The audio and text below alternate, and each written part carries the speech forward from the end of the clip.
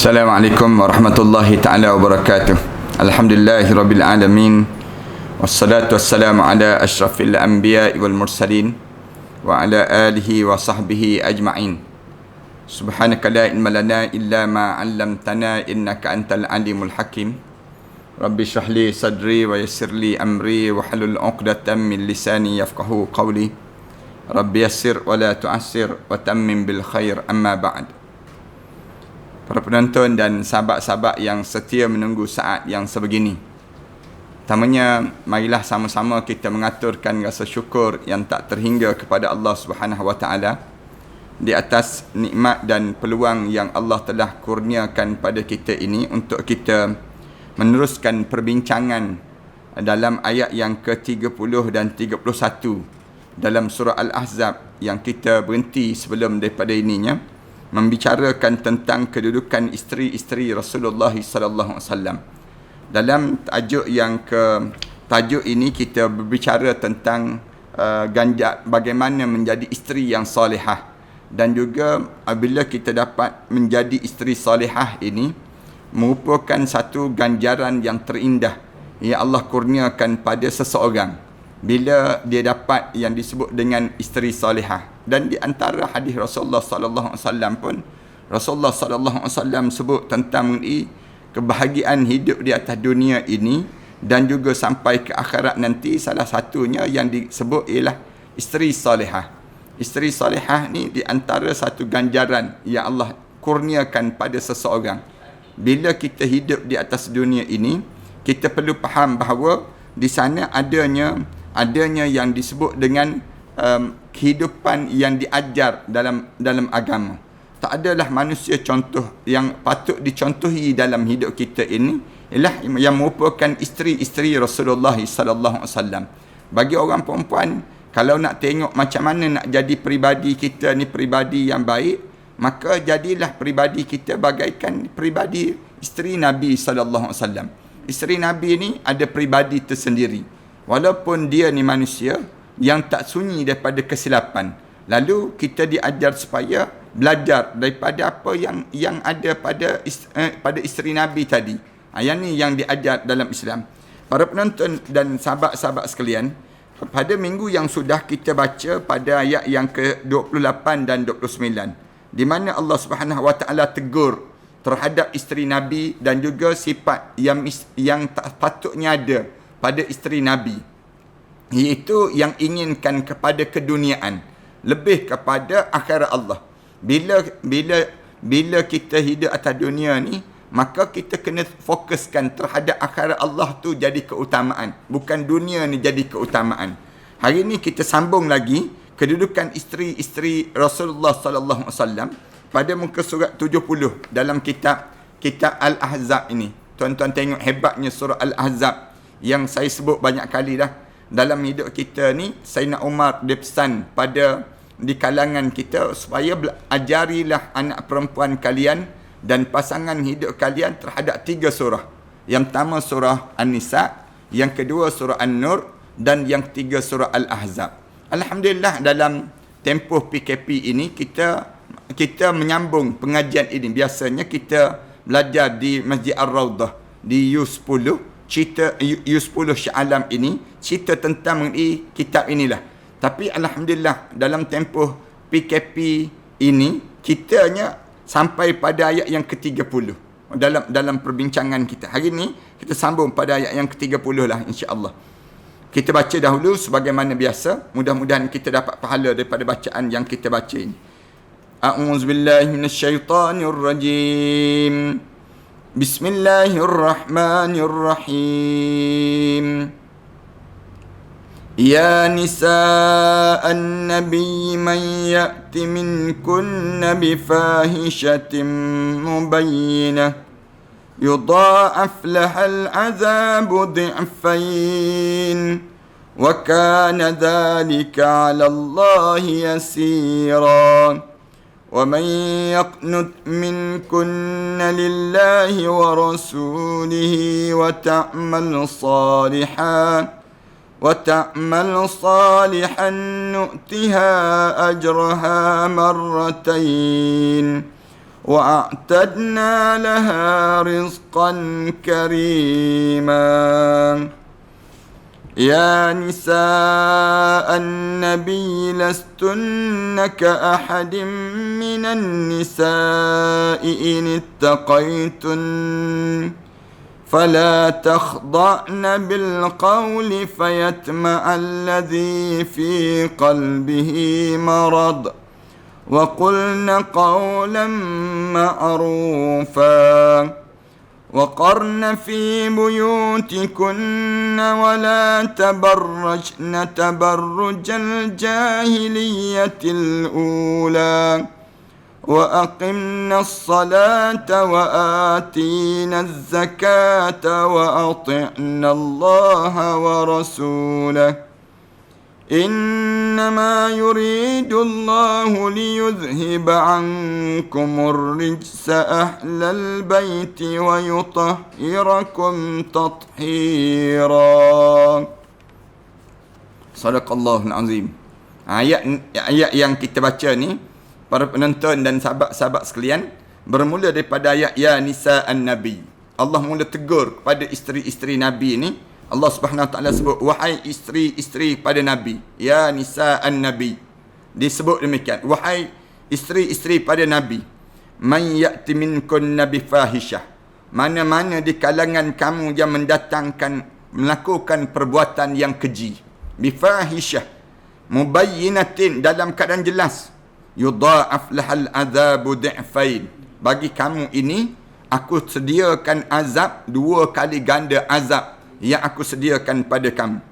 Wa kana dhalika 'ala Allah yasira.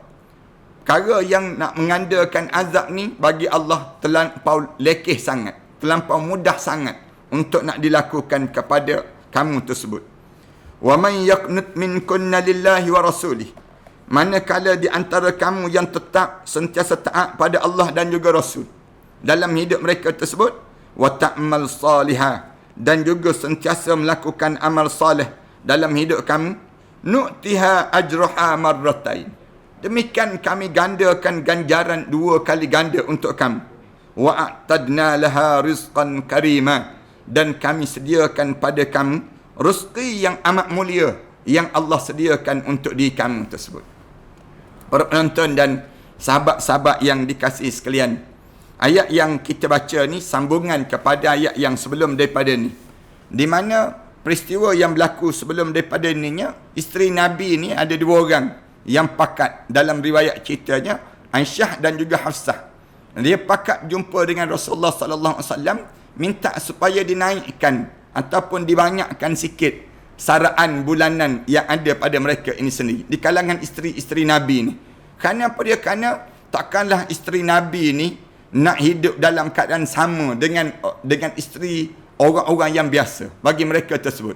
Mereka naklah kalau ada kelebihan, kalau adanya harta benda yang banyak sikit dibandingkan dengan biasa. Nabi ni dah pegang kuasa, dah banyak dah peperangan membawa kepada harta rampasan pegang.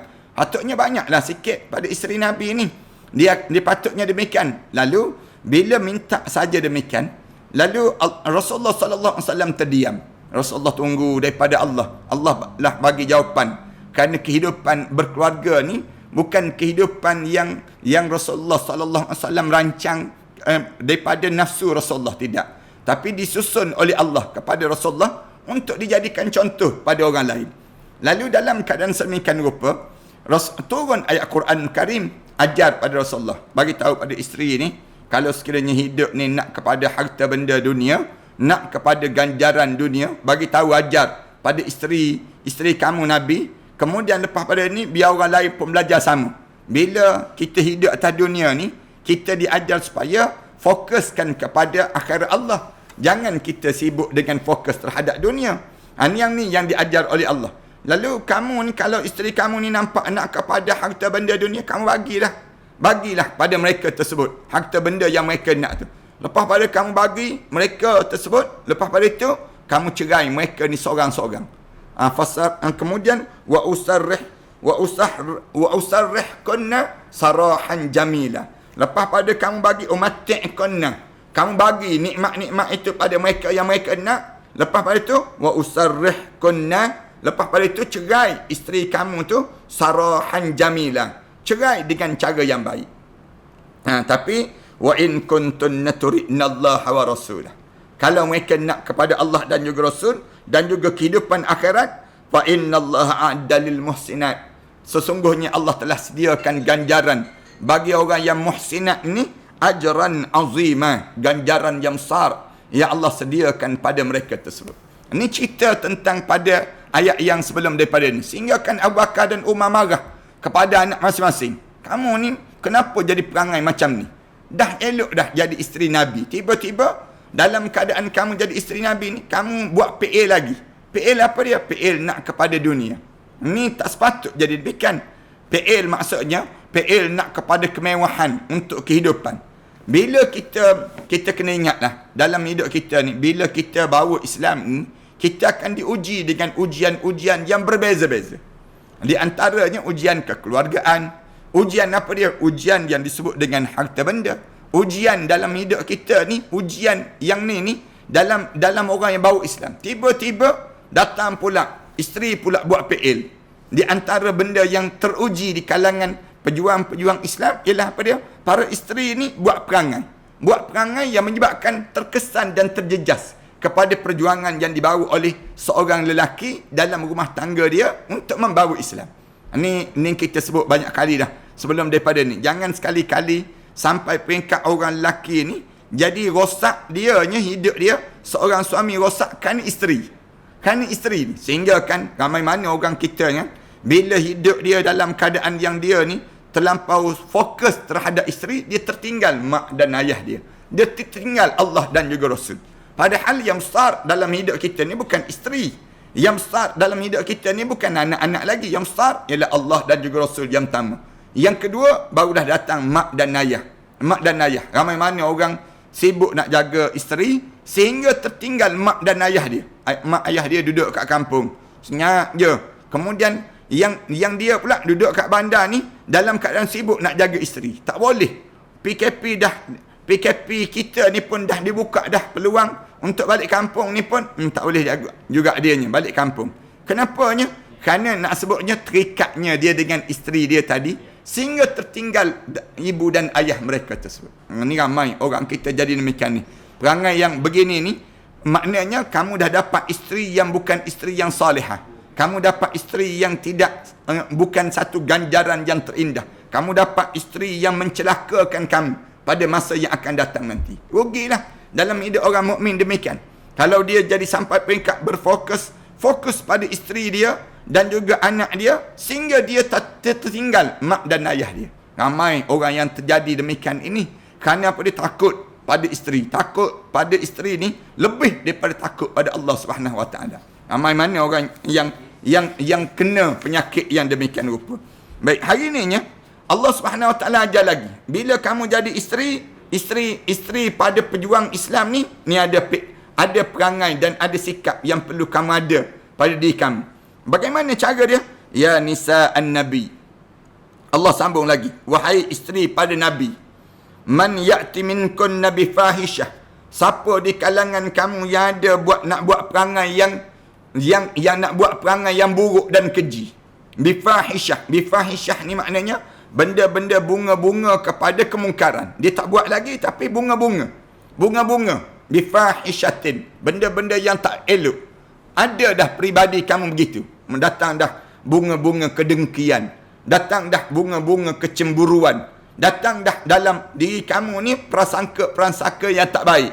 Datang dah dalam diri kamu ni yang disebut dengan apa dia? PL, mulut-mulut yang tak baik. Bifahishatin. Satu benda yang tak baik.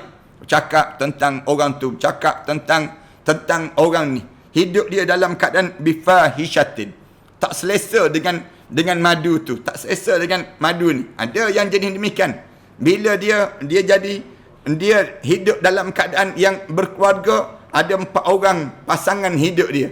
Dan ada lebih kurang 4 orang isteri kepada suami dia, ataupun 2 orang ataupun 3 orang. Dia dah mula dah nak buat benda yang keji, yang tak baik pada diri dia ni. Mubayyinatin, benda tersebut terang-terang kamu buat benda demikian. Bagaimana keadaan diri kamu? yudha'af lahal azabu dhi'fain, akan digandakan 2 kali ganda azab pada diri kamu, yang Allah gandakan dhi'fain, 2 kali ganda. Alim ulama tanya, bagaimana pula dengan isteri-isteri sahabat-sahabat? Bagaimana pula isteri-isteri kepada tabi'in dan para alim ulama? Alim ulama sebut, ambillah pengajaran. Kalau kalian menjadi isteri kepada alim ulama, kalian menjadi isteri kepada tabi'in, kalian menjadi isteri kepada orang soleh-soleh di kalangan kita, ingat yang ni. Alim ulama kata, boleh jadi kalian akan digandakan 2 kali ganda azab. Kenapa? Kerana walaupun ayat ni disebut pada isteri Nabi, tetapi ayat ni dianya dalam keadaan lafaz yang umum. Tetapi nak ajar pada siapa? Mana-mana isteri-isteri yang pejuang agama, yang bawa agama. Maka mana-mana isteri yang bawa agama ni, dia mesti jadi contoh. Dia mesti jadi contoh kepada orang lain. Dia tak boleh dalam hidup dia ni, dia kata, tu suami aku, bukan aku. Bila dia jadi demikian, dia akan hidup bagaikan isteri kepada Nabi Nuh. Dia akan jadi hidup bagaikan isteri pada Nabi Lut. Ada juga demikian. Kadang-kadang dia isteri tu imam, tapi buat PL perangai tak menggambarkan suami dia tu imam. Yang ni bahaya dalam hidup. Dia isteri kepada ustaz, tiba-tiba dia buat PL perangai yang tidak menggambarkan dia ni isteri ustaz. Yang ni bahaya, dipanggil demikian. Bila seorang tersebut dipilih oleh Allah untuk berada di samping orang yang berjuang di jalan Allah, orang yang bawa agama Allah, tiba-tiba kamu buat PL yang tak sama dengan peribadi pejuang agama ni, yudha'af lahal azab, kamu akan digandakan 2 kali ganda azab. Kamu kena bersedia jadi demikian. Ni sepatutnya pada diri kamu, bila kamu jadi orang yang berada di samping orang-orang yang saleh dan salihah, maka kamu jadilah diri kamu ni orang yang betul-betul dalam keadaan yang bila kamu duduk di sebelah orang yang saleh dan saleh ini sendiri, kamu jadilah orang yang salihah dalam hidup kamu. Tiba-tiba kamu buat benda-benda yang bifahishatin, dengan benda-benda yang keji. Mubayyinatin, benda tu terang-terang, benda keji. Benda keji apa dia? Dia jadi isteri tu imam. Tiba-tiba dia pergi sibuk dia melayan jantan-jantan lain. Misal contohnya, ada yang kes-kes yang jadi demikian. Buat skandal dengan orang. Dia isteri ustaz, tapi dia buat benda yang tak baik. Perkara-perkara yang bifahishatin, keji. Allah kata apa dia? Yudha'af lahal azabu dhi'fain. Allah gandakan 2 kali ganda untuk kamu azab ini sendiri. Allah Subhanahu Wa Taala sebut, wa kana dzalika 'ala Allah yasira. Bagi Allah nak buat benda tersebut lekeh je, senang je, kacang je, senang ceritanya. Allah Subhanahu Wa Taala kata, kalau aku nak gandakan kamu 2 kali ganda azab, terlalu mudah untuk kamu terkena oleh diri kamu ini. Kerana tak sepatut dalam hidup kamu buat benda-benda yang sedemikian rupa dalam hidup kamu. Kena jagalah pada diri kita ni dalam hidup kita. Tapi kalau suami kita ni orang yang memang dicontohi, orang diikuti dan sebagainya, tiba-tiba kita ni buat PL yang buruk, dan orang lain pun tengok, apa ni, suami lain, isteri lain, misal contohnya demikian, orang bercakap benda yang tak baik tersebut, maknanya orang ni kalau dia meninggal dunia, maka dia kena 2 kali ganda azab pada diri dia. Sama ada dia meninggal dunia, ataupun waktu mana dia hidup atas dunia ni lagi. Dia hidup atas dunia ni lagi, Allah gandakan 2 kali ganda azab pada diri dia. Wa kana dzalika 'ala Allah yasira. Terlalu mudah Allah nak lakukan demikian. Tapi Allah Subhanahu Wa Taala sebut, wa man yaqnut minkunna lillah. Tetapi sebaliknya, orang yang hidup dia dalam keadaan sentiasa menjaga perintah Allah. Tengok suami dia, suami yang saleh. Dia pun lagi saleh daripada suami dia. Berusaha menjadi lebih baik daripada keadaan suami dia. Suami dia pejuang Islam. Suami dia bawa Islam. Suami dia ni contoh dalam kehidupan masyarakat. Kemudian dia pula yaqnut minkunna lillah.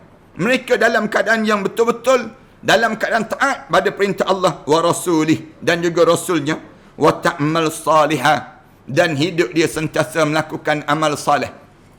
Dalam kehidupan mereka sebut, nu'tiha ajraha marratain. Nescaya kami akan gandakan pada mereka ganjaran dua kali ganda ganjaran marratain. Allahu Akbar. Pahala puasa dia, Allah gandakan 2 kali ganda puasa dia. Allah jadikan pada diri dia, kalau dia baca Quran, 2 kali ganda daripada orang biasa. Itu lebihnya dalam hidup seorang tersebut. Kalau patutnya dia ni lambat masuk dalam syurga Allah, Allah gandakan 2 kali ganda menjadi cepat untuk masuk dalam syurga Allah Subhanahu Wa Taala. Kelebihan pada diri dia. Bukan sekadar itu, katanya Allah, wa'atadna laha rizqan karima. Kami telah sediakan pada kehidupan perempuan ini, isteri ini, bagi kami sediakan rizqan karima, rezeki-rezeki yang penuh dengan kemuliaan yang Allah sediakan pada mereka semua. Ini kabar gembira pada isteri-isteri pejuang-pejuang Islam. Orang yang suami dia seorang yang hidup dalam keadaan memenuhkan ruang masa dia dengan Islam. Dalam hidup dia, jangan dia mengeluh. Dalam hidup dia, jangan tengok suami dia buat kerja, keluar, kejap-kejap keluar, kejap-kejap, tak ada di dalam kekeluargaan. Maka di waktu tersebut dia kena tahu, aku di waktu ini, aku kena jaga diri aku. Aku kena jaga anak-anak aku. Aku buat, setiap benda yang aku buat ni, Allah akan gandakan 2 kali ganda. Dibandingkan dengan apa dia? Dibandingkan dengan orang biasa. Jangan kita bandingkan dengan suami orang. Jangan kita tengok suami orang. Suami orang seronok kan, boleh pergi ke pasar raya. Waktu mana tengok dalam keadaan orang lain sibuk dan sebagainya, dia boleh jalan dan sebagainya. Kita pula, katakanlah ada seorang isteri yang dikata apa dia? Dia kata, suami saya payahlah nak pergi begitu. Payahlah nak ada begitu. Kerana masa dia, kejap-kejap pergi masjid. Kejap-kejap pergi masjid. Nak jaga waktu. Tak boleh nak tinggal masjid dan sebagainya. Tak ada peluang macam tu. Dia jangan risau. Dia ada 2 kali ganda ganjaran yang Allah nak bagi. Ganjaran pada dia marratain. 2 kali ganda. Nu'tiha ajruha marratain. Kami gandakan pada dia. Yang dia baca Quran, yang dia duduk kat rumah, yang dia masak, yang dia buat apa saja dalam hidup dia, semuanya Allah gandakan 2 kali ganda. Dalam hidup mereka yang mana-mana seorang suami yang hidup dalam keadaan bekerja untuk agama Allah Subhanahu Wa Taala. Wa'atadna laha, dan kami sediakan pada mereka, ni kabar gembira pada mana-mana perempuan yang suami dia orang yang hidup mengorbankan diri, masa dan tenaga untuk Islam. Dan kami bagi pada mereka apa dia? Rizqan karima, rezeki yang amat mulia yang kami jadikan pada diri perempuan-perempuan yang tabah dalam hidup dia, mengharungi ujian kehidupan suami dia tak sama dengan suami orang lain. Itu cara. Tak sama tu maksudnya apa dia? Sibuknya dengan kerja-kerja agama. Sibuknya dalam mempertahankan agama. Bagi isteri Nabi, Allah jadikan pada mereka, ni contoh. Isteri Nabi, kalau sekiranya di kalangan kamu jaga diri kamu, jaga aurat kamu, jaga tubuh badan kamu. Wa man yaqnut minkunna lillah. Hidup dalam keadaan yang betul-betul tekun dalam mentaati perintah Allah. Jaga tubuh badan dia, jaga kata-kata dia, jaga hubungan dia dengan kekeluargaan dia. Semua yang dia jaga ini sendiri. Wa'atadna laha rizqan. Kami sediakan pada mereka rezeki-rezeki karima yang penuh dengan kemuliaan. Ni cara demikian. Jangan kita sedihlah. Kadang-kadang tengok orang lain, suami dia kerja mewah-mewah, kemudian jadi kontraktor, jadi harta benda banyak dan sebagainya. Bagi pada isteri dia, apa dia? Handbag mahal-mahal, misal contohnya. Lalu ada isteri pejuang Islam dia kata, bilalah suami saya tak dapat, asyik beli beg Ajinomoto je, misal contohnya. Asyik bagi handbag yang tak ada jenama je, misal contohnya. Jangan risau. Tapi Allah telah sediakan ganjaran kamu berbuat amal soleh tadi 2 kali ganda. Kemudian Allah jadikan rezeki yang mulia sangat. Kemuncak rezeki mulia apa dia? Syurga Allah Subhanahu Wa Taala. Hasil daripada mana? Hasil daripada suami yang hidup dalam keadaan mengorbankan diri, masa dan tenaga untuk mentaati perintah Allah Subhanahu Wa Taala. Ini saya nak sebut ayat begini ni, ayat yang memberi tasjid, memberi semangat pada mana-mana perempuan yang hidup dia dalam keadaan yang dia rasa hidup dia dalam lingkungan yang sama. Hidup dia seolah-olah tak ada peluang dia untuk bersosial sebagaimana orang lain bersosial. Dia rasa demikian. Tak, sebenarnya Allah jadikan pada diri dia satu ganjaran yang memuliakan dalam hidup dia, dan dia akan dapat satu kemuliaan yang hebat di sisi Allah Subhanahu Wa Taala. Ni di antara benda yang kita kena jagalah. Suatu berlaku zaman Rasulullah sallallahu alaihi wasallam. Ada seorang perempuan yang dia cantik sangat. Tapi Rasulullah sallallahu alaihi wasallam arahkan seorang lelaki berkahwin dengan dia. Arahkan Julaibib radhiyallahu anhu. Julaibib ni seorang sahabat Rasulullah yang muka dia kalau kita tengok menakutkan. Harta benda tak ada. Kemudian dia tidur pula beralaskan lengan saja. Julaibib radhiyallahu anhu. Tapi waktu mana Rasulullah suruh dia kahwin, Julaibib ni tak ada orang nak kahwin dengan dia. Tak ada orang nak buat menantu pada dia. Tidur dekat Masjid Nabawi. Tidur beralaskan lengan. Minum dengan telapak tangan. Dengan telapak tangan. Orang tengok dia tu orang takut. Tengok muka Julaibib. Hitam muka dia ni. Kemudian menakutkan lagi. Wajah dia tu tak ada wajah. Senang ceritanya. Kemudian dalam keadaan begitu, Rasulullah tanya Julaibib. Julaibib sebut, tak ada orang nak bermenantukan aku. Tak ada orang perempuan yang nak kahwin dengan aku. Kemudian Rasulullah sallallahu alaihi wasallam sebut pada Julaibib, kamu nak kahwin ke? Katanya Julaibib, ya saya nak kahwin. Rasulullah kata, pergi hujung kota Madinah ni, ada satu kabilah. Ketua kabilah tu, dia memiliki seorang anak perempuan yang cantik. Kamu bagi tahu pada dia, aku Muhammad bin Salam mengarahkan Julaibib radhiyallahu anhu ini, Julaibib untuk berkahwin dengan anak perempuan dia. Pergi, Julaibib pergi. Bila Julaibib pergi tu, berkejaran pergi tersebut. Bila sampai saja bagi tahu Rasulullah SAW, lepas pada sebut Rasulullah SAW suka ketua kabilah ni. Ingat ke Rasulullah nak kahwin dengan anak perempuan dia? Julaibib kata, Rasulullah suruh aku kahwin dengan anak perempuan kamu. Sebut je begitu, terkejutkan dia. Bila terkejut dia tersebut, dia kata, nanti dulu saya kena bincang dulu dengan isteri. Saya tak boleh terima terus, dia sebut. Kemudian dia bincang dengan isteri dia. Tengah bincang, anak perempuan dia keluar. Anak perempuan dia sebut, demi Allah, apabila pinangan yang datang daripada Rasulullah, aku sekali-kali tidak akan tolak. Saya tidak akan tolak, wahai abi dan ummi. Saya bila datang pinangan daripada Rasulullah, siapa pun Rasulullah suruh saya kahwin, saya akan kahwin. Saya rela untuk berumah tangga. Dia nak sebutnya, taat dia pada Allah dan juga Rasul besar. Dibandingkan dengan rupa dia cantik, kemudian anak ketua kaum lagi, kemudian dalam harta benda yang banyak, tiba-tiba nak kahwin dengan orang yang tak ada rupa. Kemudian tapi Rasulullah suruh kahwin dengan dia. Dan menakutkan. Kahwin. Bila sebut saja dia jawab demikian, Rasulullah bingkai bangun.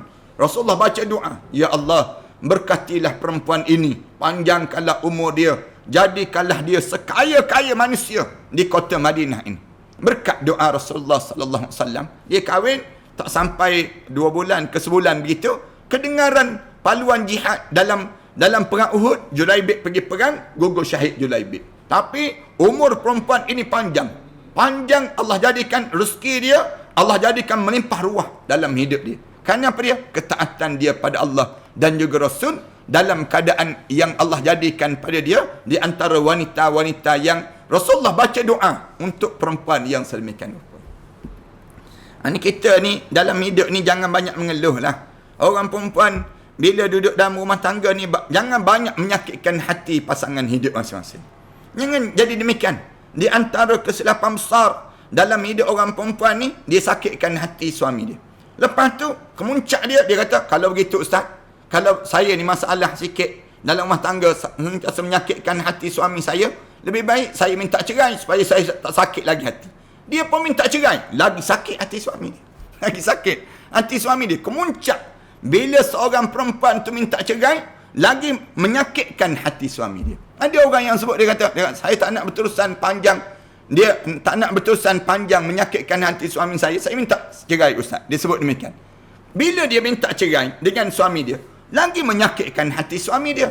Itulah kemuncak dosa yang besar yang Allah, di antara dosa yang menggoncangkan arasy Allah. Nak sebut dosa besar pun payah juga. Tapi nak sebutnya, kalau tak ada sebab, tiba-tiba kamu nak minta cerai, yang kamu pula dah dikurniakan oleh Allah jadi pasangan hidup yang baik pada suami kamu. Sebab tu saya nak pesan banyak kali lah pada anak-anak muda ke siapa saja pun, bila nak berumah tangga ni, cuba perhati betul-betul orang ni boleh bawa kita ke syurga ke tak boleh bawa kita ke syurga. Lelaki yang masuk meminang kita ni, yang nak kahwin dengan kita ni, wahai anak-anak muda perempuan semua, waktu mana kalian nak berumah tangga tu, kalian tengok betul-betul dia ni boleh hidup sekadar di dunia ke, ataupun boleh bawa kita sampai dalam kubur, sampai di akhirat, sampai boleh masuk dalam syurga Allah. Kalau ada orang yang macam ni, berumah tangga dah dalam hidup kita. Tapi kalau kita ni kadang-kadang berumah tangga, tahu-tahu lepas berumah tangga tengok-tengok isap ganja. Lepas rumah tangga, tahu-tahu dia ni seorang penagih heroin, penagih pil kuda. Orang yang hidup suka main game, habis masa main game. Habis hidup tak pergi semayang berjemaah dan sebagainya. Saya tak marah pada main game. Nak main game tu main lah, tapi sampai peringkat kita ni tak tahu masa tidur lintang pukang dalam hidup. Malam-malam main lagi. Kemudian waktu mana subuh dah kita mula terselera je, tak bangun-bangun. Tak tahu ke mana dalam hidup kita. Tak tahu apa perjalanan hidup kita. Ni semua ni merosakkan dalam hidup kita. Yang menyebabkan bila berumah tangga je, tahu-tahu ada PL yang buruk dan keji. Allahu Akbar. Tak bawa kemanfaatan dalam rumah tangga yang sedemikian rupa.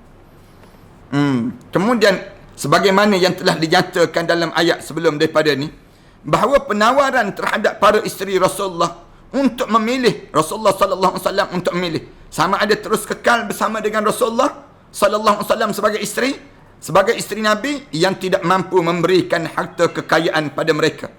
Pejuang Islam ni, Nabi-Nabi, Rasul-Rasul, bukan nak tawarkan yang disebut dengan kemewahan hidup di dunia, tetapi nak tawarkan kenikmatan hidup di akhirat Allah Subhanahu Wa Taala. Itu cara kita kena ingat. Dalam hidup orang lelaki ni, biar dia nampak hidup ni jangan nampak mewah dunia. Biar hidup kita ni nampak mewah di akhirat. Mewah di akhirat ni ramai mana orang yang dianya tak nampak kemewahan untuk akhirat. Bagaimana mewahnya dalam kubur nanti. Waktu mana berada dalam kubur, macam mana disediakan makan, minum, tidur, bangun. Yang nikmat yang Allah bagikan dalam kubur ini sendiri. Nikmat dalam kubur, kemewahan dalam kubur tersebut. Tapi orang kita tak fikir. Dia fikir dunia dalam hidup dia ni. Atau memilih perceraian dan mengahwini lelaki lain.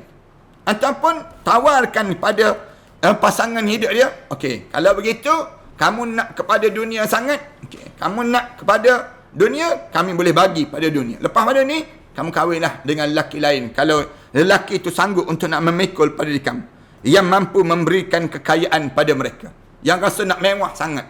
Wanita-wanita, perempuan-perempuan yang dia nampak dunia jadi keutamaan dalam hidup dia. Nak kepada bermewah-mewahan, nak pada melancong, nak pada makanan sedap, nak pada pakaian cantik, nak pada aksesori yang hebat dan sebagainya. Kamu boleh dapat yang ni. Kamu pergi cari jantan lain. Kamu kahwin dengan suami, orang lelaki yang sanggup nak memikul kamu. Tanggungan ini sendiri. Tapi kalau kamu nak duduk dengan orang yang membawa agama, yang memikul tanggungjawab agama ni, kamu tersilap dipanggil. Kamu tersalah di kalangan mereka sebut. Akhirnya, mereka memilih Allah dan juga Rasul. Bila ditawarkan demikian, lalu ditunjukkan keadaan demikian, lalu di waktu tersebut isteri Nabi ni kata, tak, kami nak kepada Allah dan juga Rasul. Kami nak kepada kemewahan, kenikmatan hidup dan kesenangan hidup di akhirat nanti, bukan di sini. Di sini ni, di atas dunia ni, kamu kena bertahanlah dengan keadaan dan suasana yang Allah bagi pada pasangan hidup di kalangan kamu itu sendiri.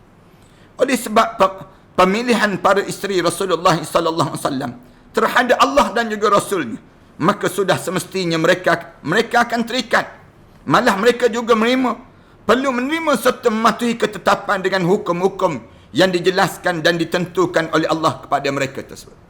Hal ini tidak sebagaimana yang telah Allah Ta'ala tetapkan pada selain daripada isteri Rasulullah sallallahu alaihi wasallam. Sekiranya selain isteri Rasulullah melakukan kesalahan, maka akan dibalas dan dicatat satu dosa buat mereka. Ulama-ulama sebut demikian.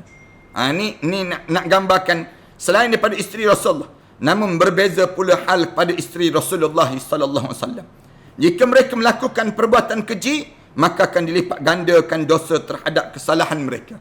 Itu pandangan yang kedua lah yang sebut. Saya sebut mana-mana isteri-isteri orang yang berjuang di jalan Allah, isteri para asatizah, para alim ulama dan sebagainya, kamu kena ingat ni, pesan Allah boleh jadi akan terjadi pada kamu dua kali ganda juga. Sepatutnya kamu jadi contoh dalam hidup kamu. Tiba-tiba kamu tidak mencontohi kepribadian yang ada pada pasangan hidup masing-masing.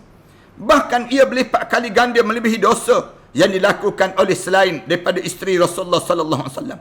Hal ini kerana isteri Rasulullah membawa nama baik suaminya dan mempunyai darjat yang lebih tinggi di sisi Allah Subhanahu wa taala. Justru mereka perlu menunjukkan contoh yang baik kepada orang lain. Semakin tinggi darjat seorang itu, maka semakin besar tuntutan terhadap tanggungjawabnya. Sebagaimana contoh, jika seorang yang miskin mencuri, adakah sama dosanya sebagaimana orang kaya raya yang mencuri, tetapi dalam keadaan mencuri juga, kaya raya tapi masih lagi mencuri?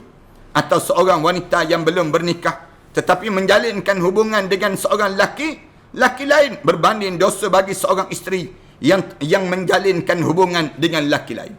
Ada beza tak? Ada beza. Dosa. Perempuan yang belum kahwin dan isteri orang yang dah jadi isteri orang menjalinkan hubungan dengan jantan. Misal contohnya, dengan jantan-jantan yang lain. Macam mana keadaan yang demikian? Dosa di kalangan mereka ini. Sudah semestinya perkara ini berbeza. Perkara ini berbeza. Demikian juga halnya kepada isteri Nabi yang berbeza berbanding isteri orang lain. Maka perlu menjaga nama baik baginda sallallahu alaihi wasallam yang sangat mulia di sisi Allah. Lalu Allah Subhanahu wa taala sebut, "Wa may yaqnut minkunna lillahi wa rasulih." Mana-mana di kalangan kamu yang betul-betul mentaati Allah dan juga Rasul, dalam keadaan yang taat pada Allah dan juga Rasul, wa ta'mal salihah, dan dia beramal soleh, nu'tiha ajruha marratain, kami bagi pada mereka dua ganjaran pada mereka sebut, wa a'tadna laha rizqan karima, kami jadikan pada mereka rezeki yang amat mulia di sisi Allah Subhanahu wa taala. Melalui ayat ini Allah Taala memperlihatkan sifat yang maha adil dalam membalas setiap amalan dan perbuatan hamba-Nya. Yang dimaksudkan ialah hamba yang tunduk patuh serta taat terhadap apa yang disuruh dan diperintahkan Allah dan juga Rasul-Nya. Maka mereka ini akan memperolehi ganjaran syurga kelak. Malah mereka akan ditempatkan di kediaman Rasulullah sallallahu alaihi wasallam yang merupakan syurga yang tertinggi daripada makhluk lain, iaitu berdekatan dengan arash yang dikenali sebagai al-wasilah, yang Allah jadikan waktu mana seorang tersebut di akhirat Allah Subhanahu wa taala. Allahu akbar, besarnya ganjaran kemuliaan dalam hidup isteri para nabi, isteri para sahabat-sahabat, isteri para tabi'in, isteri kepada alim ulama, semua ni menjadi besar ganjaran mereka tersebut. Lalu berusaha dan berikhtiarlah dalam hidup kita mendapatkan kedudukan yang setinggi itu. Itulah ganjaran yang terindah yang Allah sediakan pada diri kita. Kita berhenti setakat inilah, insya-Allah. Mudah-mudahan Allah jadikan kebaikan dalam pertemuan kita ini. Pada ayat yang ke-32 kita akan sambung nanti, insya-Allah. Aqulu qouli hadza astaghfirullah li wa lakum. Wassalamualaikum warahmatullahi taala wabarakatuh. Bismillahirrahmanirrahim. Alhamdulillahirabbil alamin. Wassalatu wassalamu ala asyrafil anbiya'i wal mursalin wa ala alihi wa sahbihi ajma'in. Rabbana iftah bainana wa bain qawmina bil haqq wa anta khairul fatihin. Rabbana zalamna anfusana wa illam taghfir lana wa tarhamna lanakuna minal khasirin. Rabbana wa tub alaina innaka antat tawwabur rahim. Rabbana atina fid dunya hasanah wa fil akhirati hasanah wa qina adzabannar. Sallallahu ala Muhammad wa ala alihi wa sahbihi wasallam. Alhamdulillahirabbil alamin.